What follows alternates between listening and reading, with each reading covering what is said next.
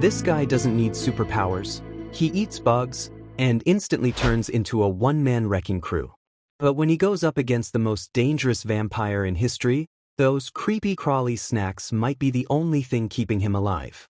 This is the wild story of Renfield, and it's way crazier than you think. The film opens in the early 1900s, where the infamous vampire Count Dracula from Transylvania encounters an English solicitor named R.M. Renfield. Renfield travels in hopes of negotiating a land purchase with a certain man, expecting a hefty profit from the deal. Upon meeting him, it's revealed that this man is none other than Dracula himself.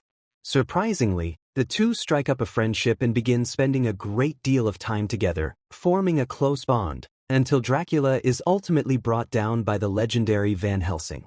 However, Dracula manages to resurrect himself, and when Renfield proves his worth as a capable aide, he is rewarded by becoming Dracula's familiar. This grants him immortality and the ability to gain enhanced strength and speed whenever he consumes insects. Dracula even transfers a portion of his powers to Renfield, forever altering his fate. From then on, Renfield is bound to serve him, obeying every command. One day, a group of modern-day hunters appears, determined to finally eliminate Dracula.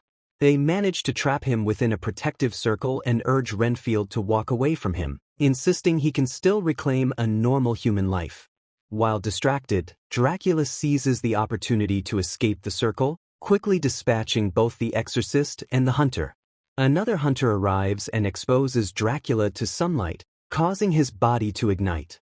Desperate, Dracula orders Renfield to save him. Renfield then smuggles his master away to New Orleans. 90 years pass, and Renfield grows weary from decades of delivering victims to Dracula and enduring his abuse.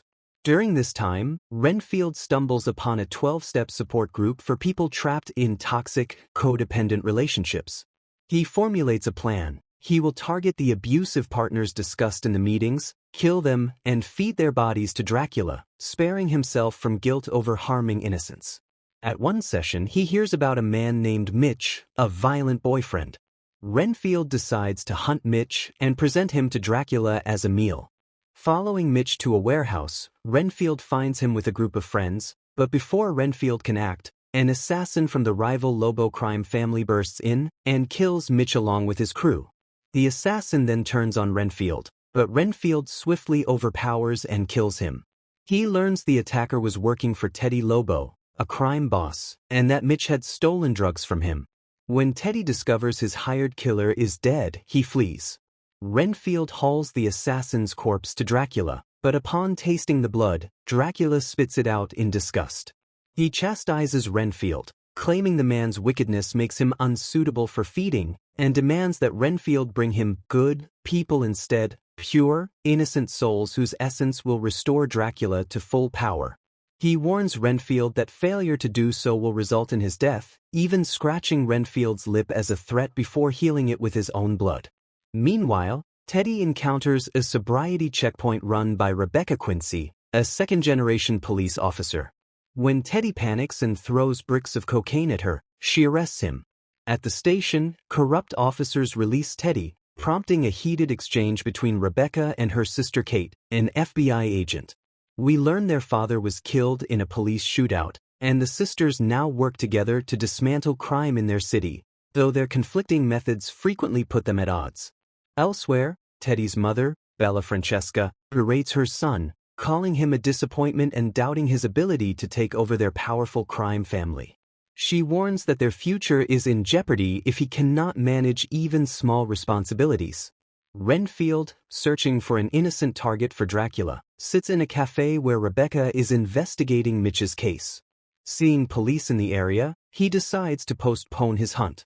Teddy then arrives with his men, captures Rebecca, and taunts her, claiming she will die like her father, who, according to him, begged for his life before the Lobos killed him. Teddy aims his gun at her, but Rebecca defiantly dares him to shoot. Before he can pull the trigger, Renfield intervenes, saving her. A brutal fight ensues, with Renfield defeating all of Teddy's men. Teddy escapes before Renfield can reach him. Rebecca later thanks Renfield for protecting her and the others, and the gratitude from everyone fills him with a rare sense of pride. Back at Dracula's hideout, the vampire declares he feels reinvigorated and reveals his grand plan: to eradicate all goodness from the world, leaving only his loyal followers while turning the virtuous into his food supply. Renfield, still clinging to his humanity, silently resolves to stop him. During his next group meeting, Renfield shares that his boss intends to rule the world.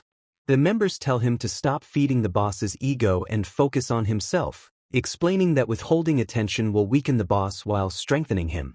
Taking their advice, Renfield distances himself from Dracula, purchases a pleasant home, redecorates it, and improves his appearance. He spends more time with Rebecca, admiring her courage, and offers his help whenever needed, encouraging her to never lose hope.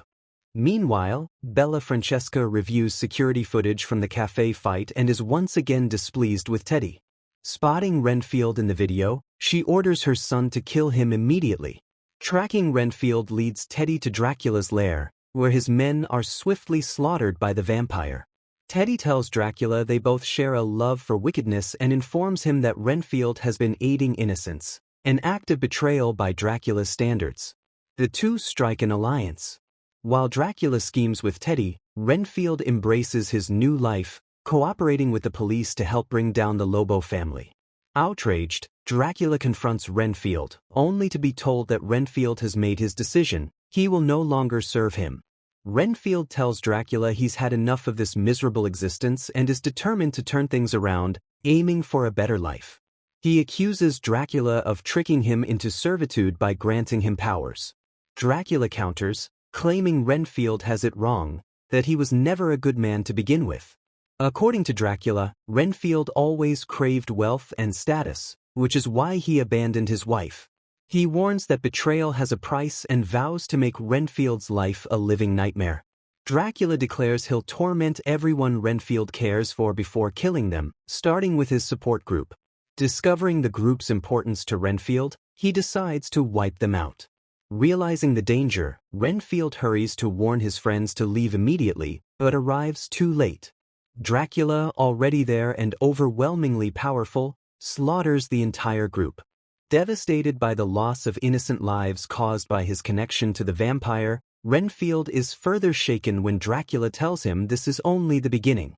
Moments later, Rebecca arrives, unaware of the truth, and assumes Renfield committed the murders, leading to his arrest. Rebecca's partner, secretly working for the Lobos crime family, contacts Teddy and his mother to inform them Renfield is in custody. They rush to the station, eager to take him for themselves. Despite pressure from her superiors, including offers of money and a promotion, Rebecca refuses to hand Renfield over. Defying orders, she helps him escape, making herself a fugitive with a shoot-on-sight directive from the police. The following morning, Rebecca wakes in Renfield's apartment, where he reveals his history with Dracula.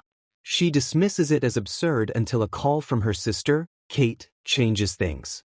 Kate reports finding a pen at the crime scene containing Renfield's blood, with evidence suggesting he's been around for decades and is immortal.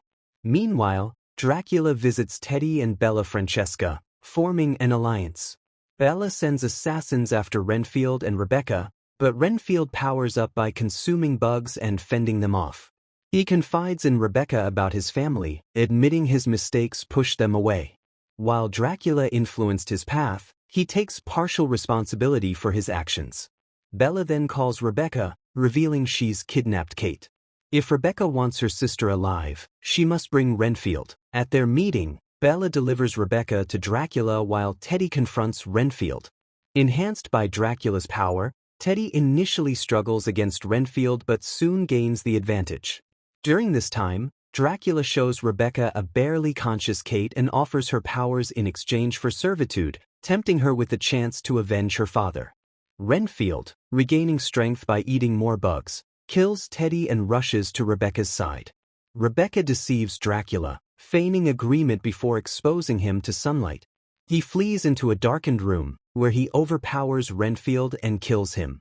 Rebecca fires at Dracula's foot, spilling his blood onto Renfield, reviving him. Together, they trap Dracula within a mystical circle, beating him until his body is in pieces. They collect his regenerative blood, encase the remains in concrete, and scatter them into the water system, either ending him for good or making his return nearly impossible.